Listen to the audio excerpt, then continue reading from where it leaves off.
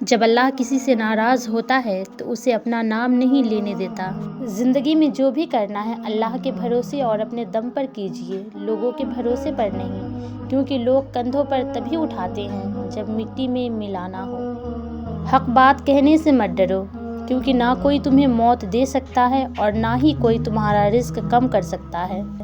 کہتے ہیں ہر وقت اپنا تن اور من صاف رکھو، کیا خبر کب اپنے رب سے ملاقات ہو جائے۔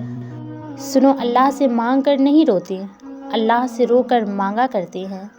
جب قرآن اور نماز ہمارے معمول کا حصہ بن جائیں تو خوشیاں اور سکون ہماری زندگی کا معمول بن جاتی ہے۔